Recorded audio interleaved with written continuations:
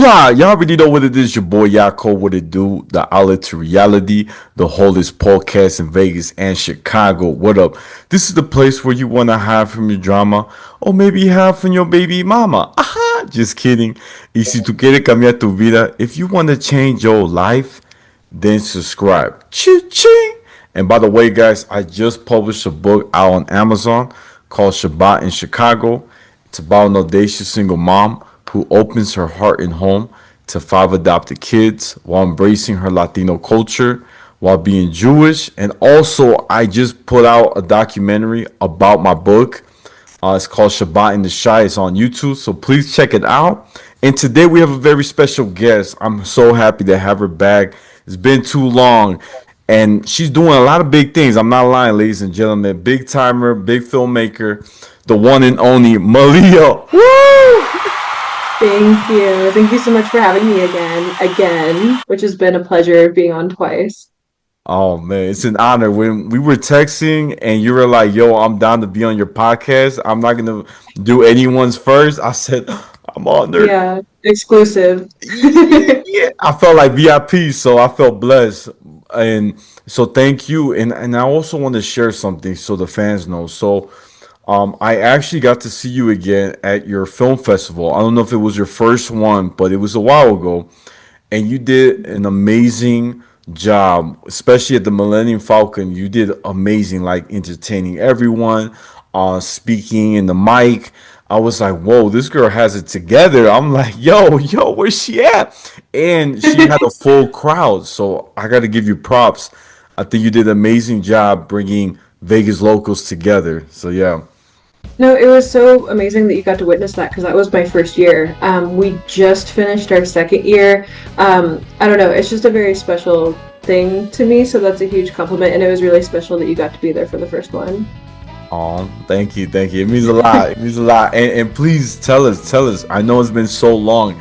I know you have a lot in your mind. I want you to tell us. Keep us posted. What's going on with you, Malia? Tell us. Tell us. Yeah, so I guess for starters, we can start with the fact that I turned 30 this year, 30 years old in March, a big 30.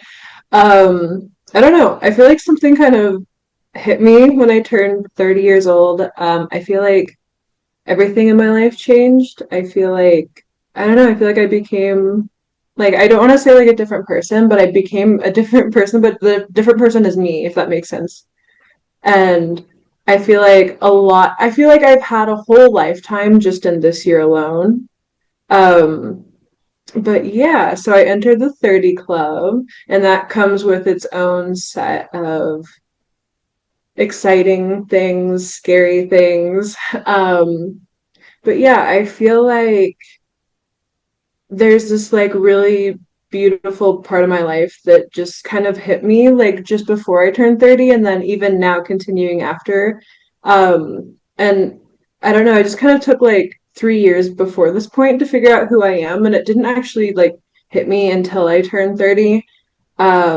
Just kind of like figuring out like who the hell am I? Who's Malia? Which is weird because a lot of people like they're like, oh, like you must like really know what you're doing because you're doing like some like big things, and I'm like, absolutely not. I have no idea. So, but I feel like, yeah, I just like tried to kind of, I don't know, like reinvent myself in a way, physically and mentally.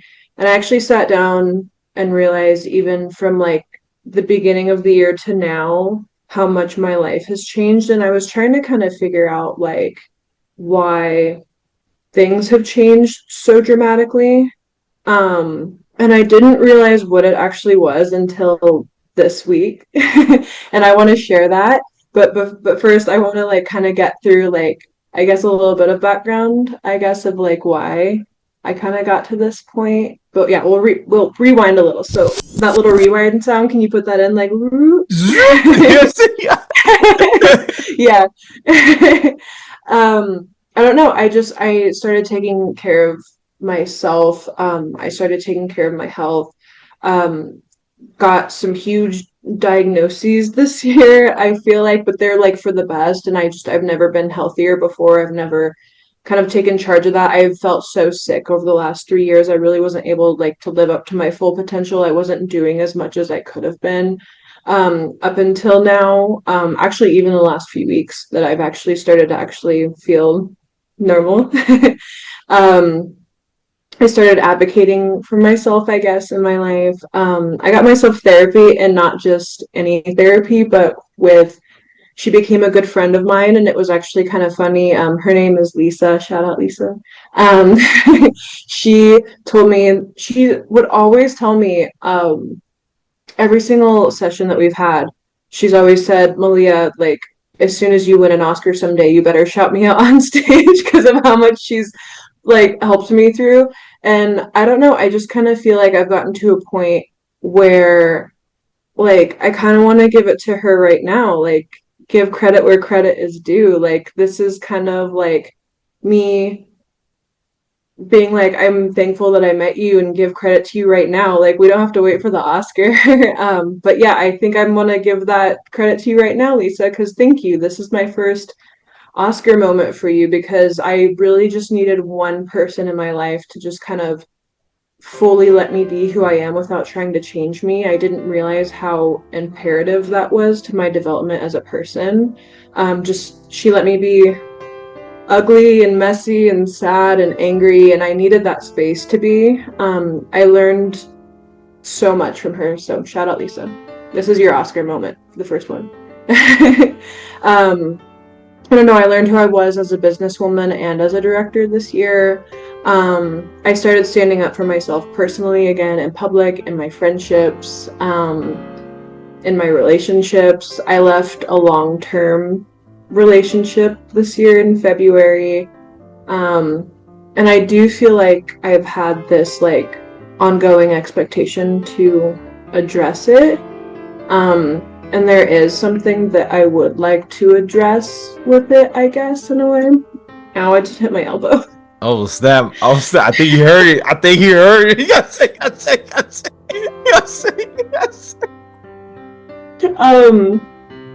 No, but like in all seriousness, like I just feel like there has been like an expectation to address it. But the one main thing that I do want to address is that there are these like blogs, I guess, and people and fans who've basically like these blogs like obsessively stalk women who are involved with people with fan bases, and honestly it's messed up, it's completely uncalled for, but there's this whole world where people dedicate all of their energy and time into watching and picking apart relationships, like especially relationships that involve people who have fan bases, and especially women. They especially, I don't see like these blogs dedicated towards like men most of the time. It's usually women.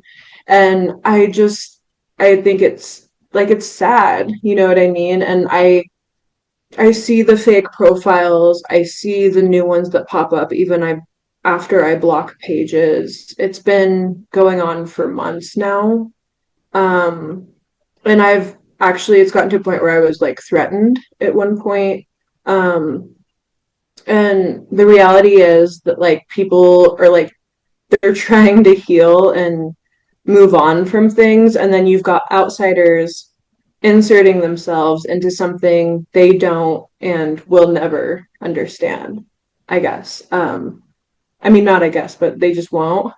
But I don't know. I feel like I needed to address that because this is something that I never asked for. And if there's one message that I hope comes out of all this, and I hope that it's the message of I'm no longer involved with that person, and please leave me the. Can I curse? Please leave me the hell alone. Yeah, that's better. That's better. You kept it PG, so that was good. That was good. PG. Yes. So please leave me the hell alone. I don't want anything to do with it. Um, but yeah, I stopped masking. I started living.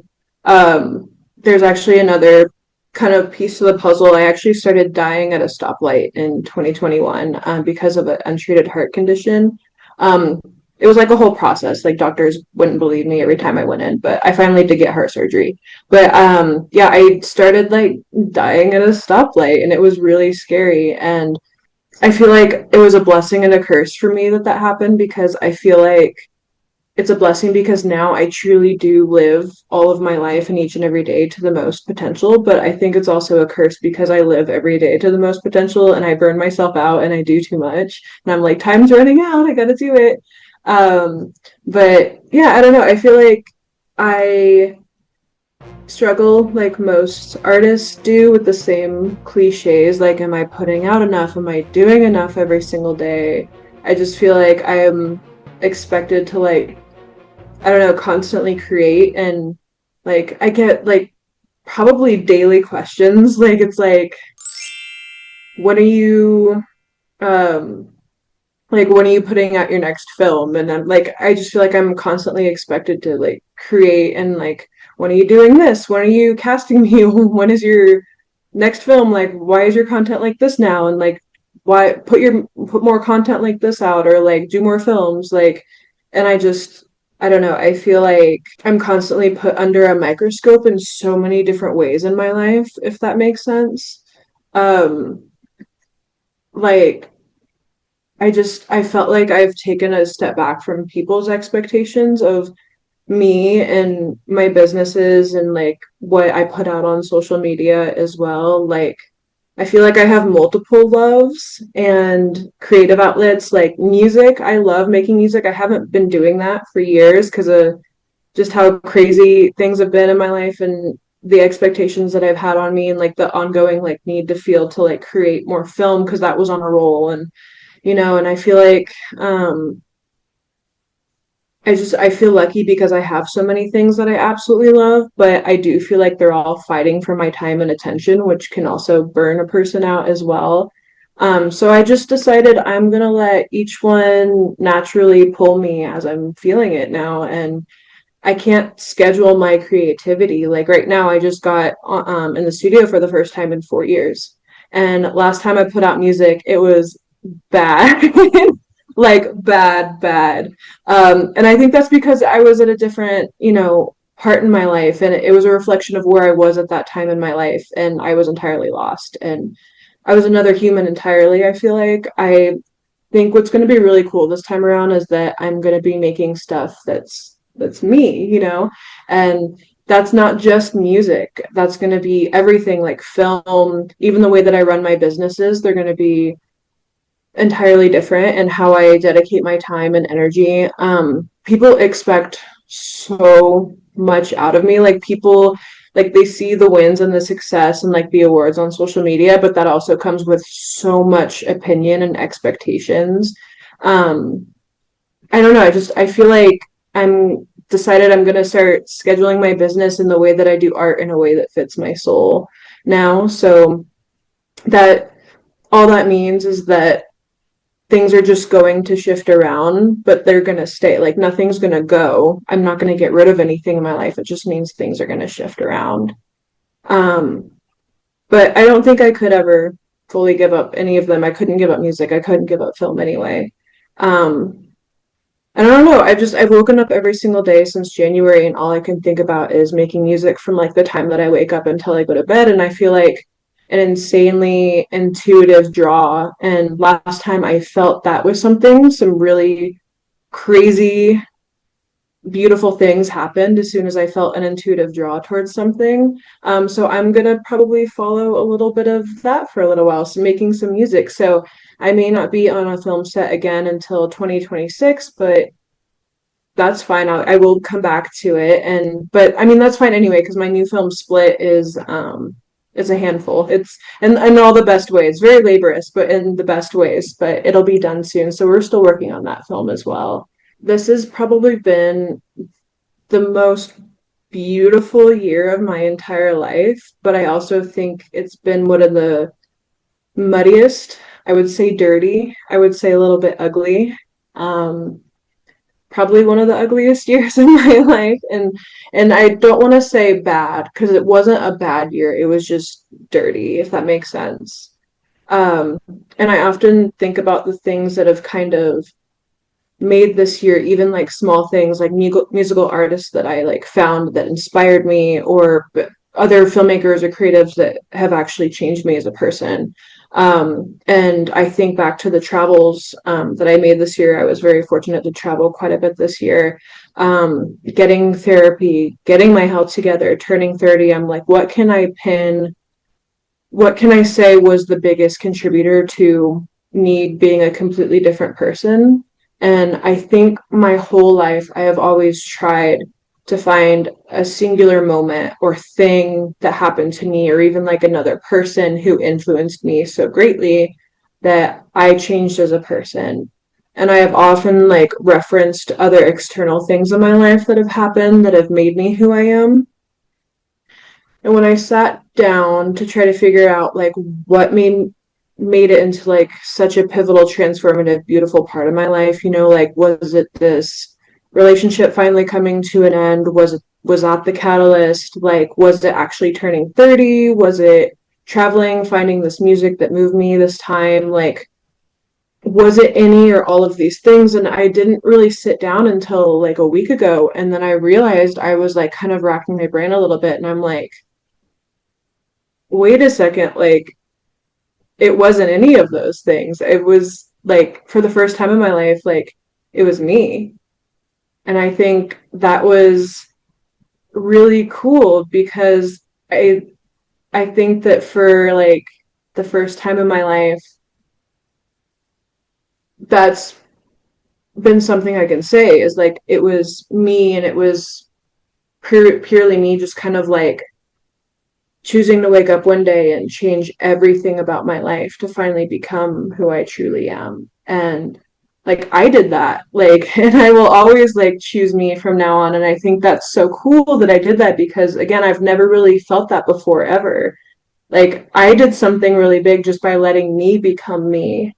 And like I don't know, I think it's really cool because I'm like meeting myself for the first time, and I don't I don't know. I think the really trippy thing about this new film that I'm coming out with, Split, is that I actually wrote it 2 years before I even knew I needed it. It's kind of like freaky and crazy because I wrote out my future into a film, made it, shot it, and now I have it sitting in front of me exactly who I've now become, which is crazy because I wrote it after like me and my experiences and stuff. And I wrote the ending before I even knew what my ending was supposed to be. And I thought that was really kind of cool and trippy. And, I feel like people are like, oh, like, is this film like about a relationship? Is it about a specific man? Like, oh, did you see like Malia's putting on a new film? It's probably about X, Y, and Z relationship. Or like, oh, it's probably about this person. Like, no, like the film is about like me. And that's what I think people are going to take away from the film is that it really is about me. But yeah, anyways, now that I've given my disclaimer on the film, we can actually talk about the film. I think it's amazing. Real quick, by the way, I like the new hair. I remember it being blonde, so I do see a different Malia right away. Yeah. And I'm gonna be honest, like, before the podcast, and I got to talk to you on the phone, I can tell, knowing you for a while now, almost like 2 years, I would say, I could tell you're finding yourself, and it's a beautiful thing. I think everyone should have the time to discover who they are. And I also want to say, seeing you, it's crazy. I could tell you changed because you used to have blonde hair, now you have it black. So I could see you, yeah, looking fly. And and I gotta say too, like, talking to you on the phone before the podcast, I could tell from your voice on like how happy you sound. So just hearing that, seeing how you change, I think that's a beautiful thing and just hold on to it. Don't let go. And I love that you said that Lisa, who's been like your therapist, helping you out. I think that I'm a big advocate for therapy. I till this day too, I still have my therapist I call here and there, like if I need someone to talk to. And sometimes you want someone just to listen, just to Yeah, not be biased and just tell you how yeah. it is. I think that's a beautiful thing, and keep doing you. And on top of that, I love how you said how this film has kind of like basically projected your life, right? It showed how you went through some stuff, but at the same time, you came back and finding yourself, and now you're the person you are today. Like you wouldn't be the Malia I know if you didn't go through what you went through, you know? Exactly. I'm glad that we could kind of redo this too, is because like last time, I was even thinking last time we did the podcast, I was in such a bad place, terrible place. If you even want to replace this one with the old interview, I'm cool with it. But no, I was just like I was not good. I was not happy. And I can say like officially like right now, like I don't think I probably have ever been this happy before. So I'm glad that you noticed. Yeah, yeah, yeah. Usually I have my glasses. They usually get foggy, but today I took them off. Yeah, yeah. You know what I'm saying? But no, I'm really proud of you, girl. And the fact, like, Thank you. of course, going back to these bloggers, right? These people that are talking smack. Just remember too, like those people that are posting, right? Trying to get in between the relationship. They love gossip. That's what they live off from. Yeah, I feel like it's a lot of things. I feel like it's just this obsessive need to be in other people's business. And I think it's sad because if you're dedicating that much time to other people's lives and what's going on in their lives, like what's going on in your life? Like what's going on in your world? Like what are you doing? Like why aren't you looking inward towards yourself? I'm gonna start therapizing these blog people. No, you should, because honestly, like they're just haters, and I think that Yeah. they're feeding off from somebody. It's kind of like a scam. They're scamming the whole world to believe in one certain story, trying to make everyone look like the bad guy. Yeah, and I haven't really like looked at them a lot, which I don't usually pour my energy into that kind of stuff. I had looked and I know that they were saying like some really hideous things about my friends, and that's not okay, especially when someone who has been through what they've been through, especially like recently with a couple of my friends, like if you're that publicized over something that was really like devastating and you're going through this publicly, that's already like traumatizing as it is, but then having these blogs like obsess, and it's crazy because they took like almost every single one of my friends posts and they'll just like repost them and then they'll obsess about every single one, and I'm just like, where do you find the time, first of all? But like it's so like invasive. It's like worse than invasive. I feel like there should be like a better word for it. You know what I mean? Yeah, I think that I don't know. I Awful. feel like they're like in high school. They want to get, Yeah. they love drama. You know what I'm saying? What are you, 12? Right, right. We're not in the past, we're in the future. And I think that that's what happens. A lot of people they're stuck into, that kind of lifestyle, that drama. And when they see you happy, they want to attack, because they're like, we don't want her happy. Let's try to Yeah. make up a story, look at David, he's wearing a hat and he shouldn't, something like that, stupid. But I'm just saying, like, it's just not right, it's not cool. I always say Yeah. it's better to get to know the person before you judge them, don't just judge Yeah. what you see on the pictures, on the Yeah. video. hmm Well, the thing is, like, they don't have much to go off with me because I'm a very private person. Like, I think for me, like, I want to share a lot of my life on the internet, but you realize very quickly that you can't. Share a lot. I can't. I realized very quickly I can't share a lot of my life on the internet, like, for so many reasons, but this is one of them, obviously. But I will say, I don't think I've ever been this happy in my personal life, like, ever. And I think that's partly because I'm like taking my private life completely offline. Like I don't post anything. And I think like people demand like a lot from me, especially after having like I had a really scary stalker this year. And like I've had stalkers before, right? But this one was like crazy, like showing up to events that I was at that Like it was crazy. So, but I have to be more careful than normal, I'm finding.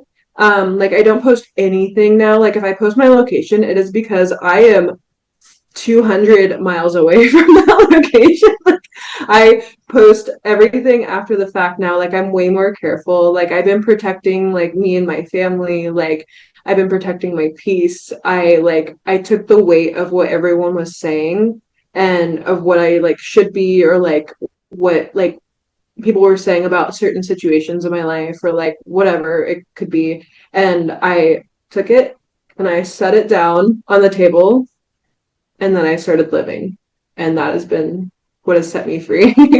Wow, I love that. I love that, gangster. Look at you making moves. But look, it looks like Zoom about to kick us out. So look, real quick, I just want to say, it's an honor to have you back on the show. Um, guys, anytime, girl. What we gonna say? What we gonna say? No, I was just saying, like, I wish we had longer. I know, I know. Zoom is they kind of strict, but it helps me because sometimes I talk too much, and three I see. hours go by, and I'm like, dang, that's a lot of episode. That's a long episode, Yeah. But don't worry, don't worry. There'll be more times. We'll get back. Um, I just want to say real quick, guys. This is the Outlet to Reality, the holdest podcast in Vegas and Chicago every Tuesday. Don't forget to like, share, comment, and subscribe. Ching ching. Y'all know where to find me. I'm on Instagram, YouTube, Spotify, the Outlet to Reality. My Snapchat's Take One Pass It, and my TikTok is at Yaakov28. And Malia, where can my fans find you? I am on Instagram, Malia Aniston. And pretty much every like just